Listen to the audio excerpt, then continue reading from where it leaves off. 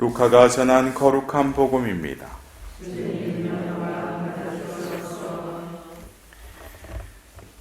그때 하나님께서는 가브리엘 천사를 갈릴레아 지방 나자렛이라는 고을로 보내시어 다윗 집안의 요셉이라는 사람과 약혼한 처녀를 찾아가게 하셨다. 그 처녀의 이름은 마리아였다. 천사가 마리아의 집으로 들어가 말하였다. 은총이 가득한 이여 기뻐하여라. 주님께서 너와 함께 계시다. 이 말에 마리아는 몹시 놀랐다. 그리고 이 인사말이 무슨 뜻인가 하고 곰곰이 생각하였다. 천사가 다시 마리아에게 말하였다. 두려워하지 마라, 마리아야. 너는 하나님의 총애를 받았다. 보라, 이제 너가 잉태하여 아들을 낳을 터이니 그 이름을 예수라 하여라. 그분께서는 큰 인물이 되시고 지극히 높으신 분의 아드님이라 불리실 것이다. 주 하나님께서 그분의 조상 다윗의 왕자를 그분께 주시어 그분께서 야곱 집안을 영원히 다스리시리니 그분의 나라는 끝이 없을 것이다. 마리아가 천사에게 저는 남자를 알지 못하는데 어떻게 그런 일이 있을 수 있겠습니까? 하고 말하자 천사가 마리아에게 대답하였다. 성령께서 너에게 내려오시고 지극히 높으신 분의 힘이 너를 덮을 것이다. 그러므로 태어날 아기는 거룩하신 분, 하느님의 아드님이라고 불릴 것이다. 네 친척 엘리사벳을 보아라. 그 늙은 나이에도 아들을 잉태하였다. 아이를 못 낳는 여자라고 불리던 그가 임신한 지 6달이 되었다. 하느님께는 불가능한 일이 없다. 마리아가 말하였다. 보십시오. 저는 주님의 종입니다. 말씀하신 대로 저에게 이루어지기를 바랍니다. 그러자 천사는 마리아에게서 떠나갔다. 주님의 말씀입니다.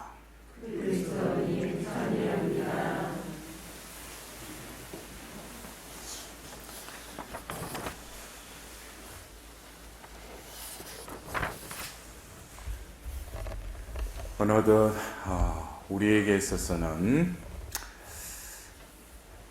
새해를 맞이했죠. 그 전례력을 우리가 또 살아야 되기에 또 이 대림 시기는 새로운 한 해를 우리는 또 맞이하고 있습니다.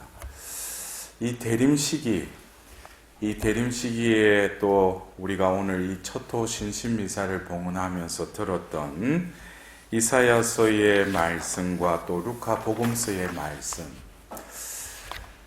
우리가 이 이사야서 7장 14절에 젊은 여인이 잉태하여 아들을 낳고 그 이름을 임마누엘이라 할 것입니다. 이 표징을 주기 이전에 주님께서 그 아하즈에게 이르셨다.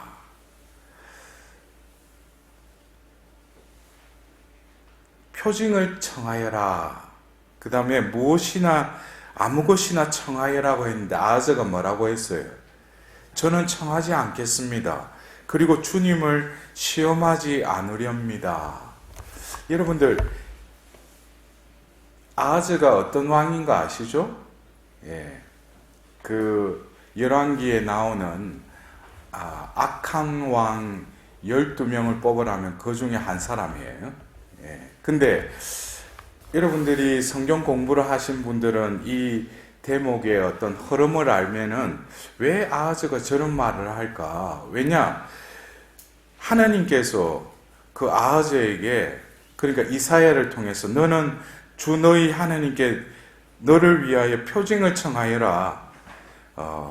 저성 깊은 곳에 있는 것이든 저 위에 높은 곳에 있는 것이든 아무거나 청하여라. 했는데 아하즈가 뭐라고 그래요? 저는 청하지 않겠습니다. 그래요. 그리고 주님을 시험하지 않으렵니다. 우리가 이걸 볼 때, 아하즈가 아주 겸손한 왕이구나. 이렇게 착각할 수도 있어요. 이사야를 통해서 표징을 청하여라. 아무 것이나 청하면 하나님께서 뭐예요? 들어주시겠다. 그런데도 이 아하즈가 표징을 안 청하겠대. 그리고 덧붙여서 주님을 시험하지 않겠습니다 이래요. 근데 이 배경을 우리가 조금 이해하자면 이 아하즈 왕은 이 남유다의 왕으로서 그 왕자리에 등극하자마자 또 우상을 섬기기 시작해요. 그리고 바알 신상을 세우고 신당을 세우고 하나님께서 가장 역겨워하는 일들을 또 그 왕자리에 앉자마자 또 그것을 하기 시작합니다.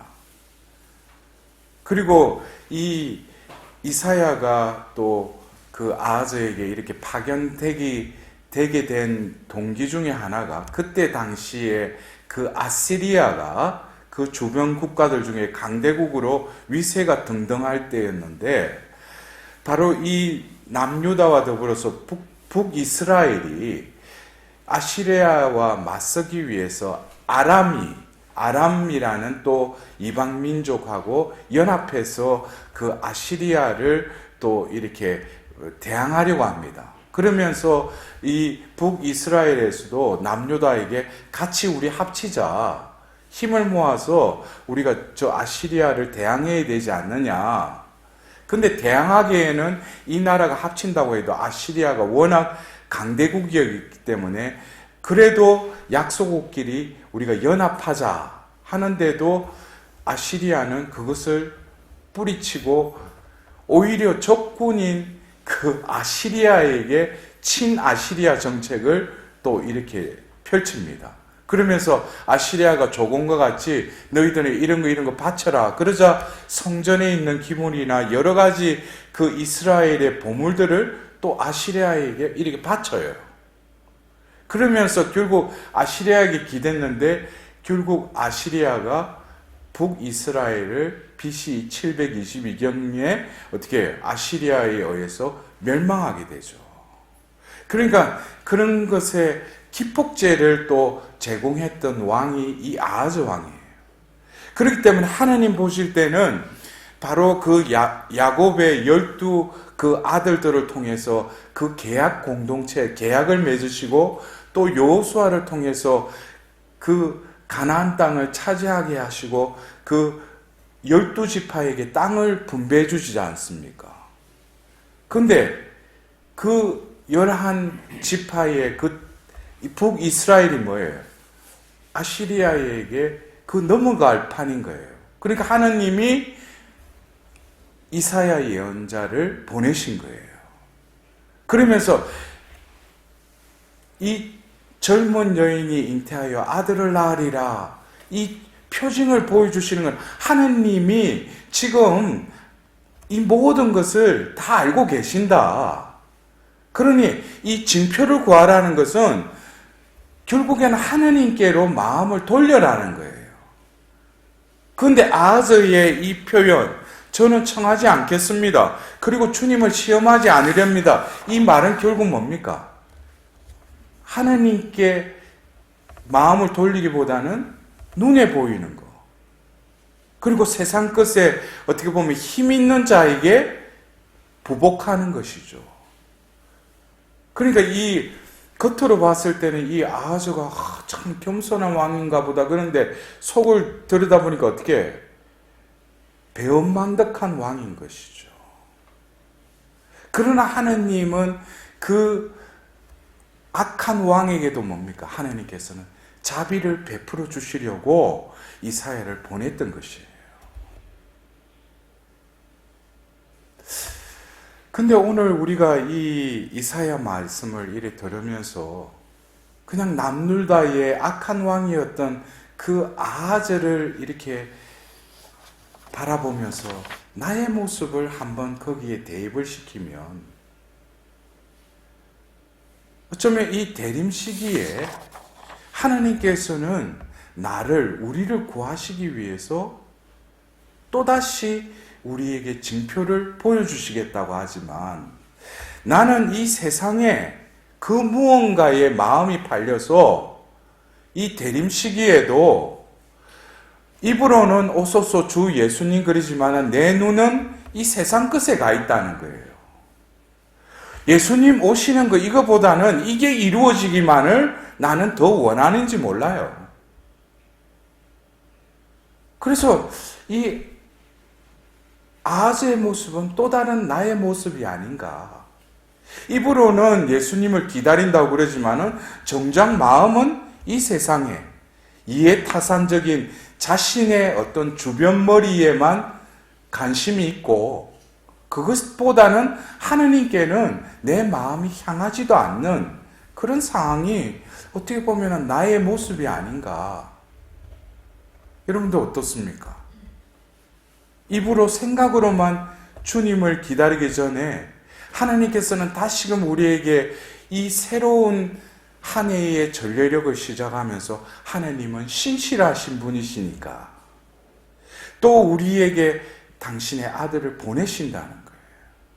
이것을 2000년 전 하나님께서는 바로 루카복음 1장 26절에 가브리엘 천사를 갈릴레아 지방 나자렛이라는 고을을 보내시어 다윗 집안의 요셉이라는 사람과 약혼한 처녀를 찾아가게 하셨다. 그러니까 하나님 편에서는 그냥 당신의 아들을 보내시는데 그냥 보내시는 것이 아니라 이미 다 뭐예요? 선택하셨다는 거예요. 여러분들 이 말씀을 잘 우리는 마음에 담아야 돼요. 그러면 나는 선택받은 사람이에요? 선택받지 못한 사람이에요? 말들은 참 그리 쉽게 잘하네. 선택받았다고. 우리가 요한복음 1장을 보면은 참빛이 이 땅에 왔다라고 1장 9절에 나와 있어요. 그러나 세상은 그 빛을 알아봤어요? 알아보지 못했어요? 알아보지 못했죠. 하나님은 우리의 마음보를 다 알고 계셔요. 부르심을 받았지만은 그 사람에게 그 예수님을 받아들일 그릇, 마음이 있느냐, 그것은 하나님이 더 잘 알고 계셔요. 그래서 가브리엘 대천사를 구체적으로 갈릴레아 지방 나자렛의 다윗 집안의 요셉이라는 사람과 약혼한 그 처녀를 찾아가게 하셔요. 우리가 그래요. 입으로는 오소서 주 예수님 그러지만은 내가 과연 준비되어 있느냐 이거예요. 내가 설령 이 생에서 살아가면서 지금 여러 가지 이 아하즈가 그 궁리하고 자기 나름대로는 그러지만 근본적으로 뭐예요? 하나님을 등지고 우상숭배를 하고 있었잖아요.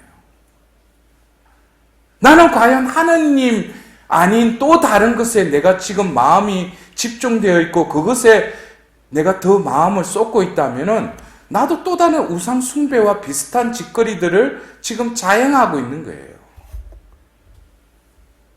그런 사람에게 너에게 징표를 보여주겠다 그러면 관심거리는 이건데 징표가 징표를 바랍니다 이러겠어요? 나는 이것만 해결되면 되는데 그런 사람에게는 하나님이 보내시려고 해도 뭐예요? 받아들일 마음이 없다는 거예요.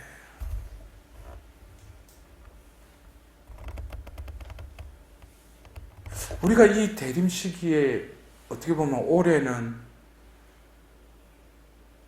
이 대림 시기에 그래도 이 성당에 모여서 성가도 부르고 좀 분위기가 대림 시기라서 또 본당마다 대림 특강도 하고 그래야 되는데 올해는 뭐예요? 분위기가 적막하죠. 예? 이런 상황 속에서 우리는 더 이 대림 시기의 분위기를 느끼지 못하고 이 대림 시기를 지낼 수밖에 없는 그런 상황에 놓여 있다는 거예요. 그래서 어떻게 보면은 지난 한 해도 이번 한 해도 그렇고 이 코로나로 인해서 많은 것이 혼란스럽지만은 밀과 가라지와 같이 어떤 지금 솎아내는 시대가 아닌가 싶어요. 그래서 우리는 스스로 심판받고 있는 거예요. 자기가 스스로 이제 성당의 발길을 끊고 기도하기도 멈추고 그냥 적당하게 그냥 세상에 묻혀 살려고 발길이 그쪽으로 돌아선 이들이 또 있을지도 모르겠어요. 여러분들은 아니시겠지만. 예?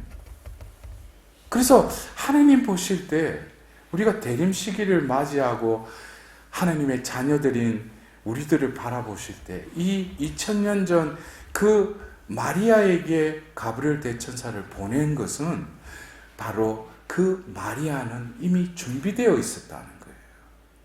메시아를 기다리기 위해서. 그것이 바로 그 시대에 처녀가 잉태한다는 것은 곧 뭡니까? 처녀가 잉태할 수도 없지만 어떻게 보면은 결혼하기 전에 임신을 했다는 것은 바로 죽음이잖아요. 근데 그 엘리사벳을 찾아가서 그 엘리사벳의 그 성령의 또 감도하에 당신은 여인 중에 가장 복되십니다 하자 마리아께서 마니피캇을 부르지 않습니까? 오늘 우리는 그 하답송의 후렴처럼 저 구원자 주님 안에서 제 마음 기뻐 뛰나이다. 이 마니피캇의 한 구절이잖아요. 근데 지금 현실적으로 보면은 마리아가 그렇게 기뻐 뛰놀 그게 아니라 두렵고 지금 제가 죽을 위험에 있는데 그런 상황 파악도 못하고 이 여인은 주님 안에서 내 영혼이 기뻐 뛴다는 거예요. 이것은 어떤 면에서 일독서의 그 아하저와 대비되는 또 다른 영혼의 상태를 보는 거예요. 외부에 어떤 상황이 전개되더라도 나는 주님 안에 머무르고 있다는 거예요. 그리고 주님이 나의 기쁨이라는 거예요. 그런 영혼의 그 소유자인 그 마리아께 바로 하나님께서는 당신의 아들을 잉태 소식을 천사를 통해서 아랍니다. 우리는 이 성모용보의 이 루카복음의 이 말씀을 수없이 들었지만 오늘 이 26절에 가브리엘 대천사를 그 마리아에게 보내시는 그 하나님의 마음을 우리는 다시금 바라봐야 돼요. 나에게는 과연 하나님이 나에게 예수님을 보내실 그 마음이 드시겠는가? 나는 또 다른 아하저처럼 이 세상 것에 마음이 가 있는데 그러나 하나님께서는 그럼에도 불구하고 우리에게 예수님을 보내시겠어요? 안 보내시겠어요? 그렇기 때문에 우리가 이 대림 시기가 필요한 거예요. 이 대림 시기의 회개는 우리는 다시금 사순 시기의 회개와 좀 다른 뉘앙스의 회개를 해야 되겠죠. 그것은 바로 그 아하저처럼 살았던 나 자신이 이제는 뭐예요? 마리아처럼 다시금 이 세상에서 일어날 수 없는 하나님만이 하실 수 있는 불가능을 가능케 하실 수 있는 그래서 처녀가 잉태하여 아들을 낳으리라. 이것은 있을 수 있어요? 없어요? 있을 수 없는 거죠. 그러니까 이 징표는 뭐예요? 하나님만이 하실 수 있다는 거예요. 그래서 우리가 이 현세에서 지금 내가 어떤 이들은 병고를 시달리고 있는 이들, 어떤 사람들은 경제적인 문제, 어떤 이들은 여러 가지 가정 또 세상적으로 사회에 어떤 어려움에 봉착되어 있는 사람도 있어요. 그러나 우리가 진정 이 현실이 이를지라도 우리가 마음을 들어서 하나님 오심을 기다리는 것은 하나님만이 나를 구원해 주실 뿐만 아니라 바로 내가 현세에 발을 내딛고 있을지라도 하나님께서는 당신의 방법으로 나와 함께 계심을 드러내신다는 그 징표를 바로 우리에게 드러내시기를 주저하지 않으신다는 거예요. 2000년 전 마리아에게도 있을 수 없는 일이 이루어졌잖아요. 그것은 뭡니까? 신앙이라는 건 뭐예요? 믿음이라는 건 뭐예요? 내가 이해타산적으로 이렇게 하면 그렇게 되겠지. 그것은 나의 생각이죠. 하느님은 하느님의 방법과 때에 맞춰서 당신께서 이루어 주시겠다는 거예요. 그것만을 우리는 뭐예요? 아멘 하고 믿을 뿐이죠. 말씀하신 대로 이루어지기를 바랄 뿐이죠. 그래서 어떻게 보면은 이 대림 시기는 이 믿음의 정화의 때가 아닌가 싶습니다. 내가 지금 믿음이 제대로 나는 믿음을 가지고 있는가? 내가 믿음의 삶을 살고 있는가? 하느님이 우리와 함께 하시는데 내가 무엇이 두렵겠는가? 내 앞이 어떻게 보면은 막막하고 어둠이 판을 치더라도 내가 무엇을 두려워할 것인가? 주님이 나의 성체, 나의 방패, 나의 반석이라면 무엇을 두려워하겠는가? 하느님이 나와 함께 하신다면 그런 영혼에게는 하느님께서 뭐예요?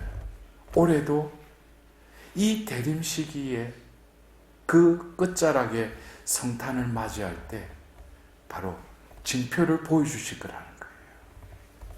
하느님만이 이루실 수 있는 그 징표. 여러분들 그런 징표를 보고 싶으셔요? 몇 사람밖에 안 하네.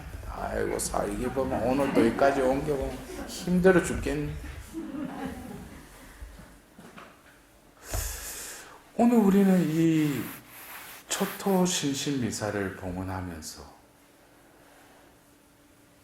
이 성모님의 마음을 보면 우리가 이제 3일 후면은 뭡니까? 원죄 없이 잉태되신 성모 마리아 대축일을 또 우리는 준비하고 있죠. 우리는 원죄에 물들어 살죠. 그러나 성모님은 원죄가 없으시다는 거예요. 제가 그 대축일의 강론을 또 지금 하려고 하는 것이 아니라 어떻게 보면 우리가 원죄에 물들고 끊임없는 죄에 기우는 성향이 있을지라도 우리에게는 이 원죄에서 보호받을 그 방법이 있다는 거예요. 그것이 뭐예요? 바로 원죄 없으신 티 없으신 그 성모 성신께 온전히 봉헌드리는 거예요. 우리에게는 예수님의 그 피의 공로도 있지만 바로 성모님께 봉헌드림으로써 이 죄로부터 또 보호를 받는다는 거예요. 그리고 성모님께서는 바로 당신 성심에 봉헌된 영혼들을 예수 성신께로 또 인도해 주신다는 거예요. 몸소 성모님께서 그렇게 이끌어 주신다는 거예요.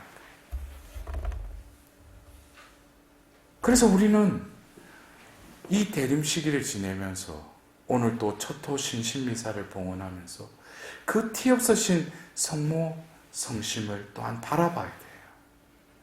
그러면서 우리가 내가 못 살고 성모님의 그 마음을 아프게 되고 하나님을 아프게 되는 그것조차도 뭡니까?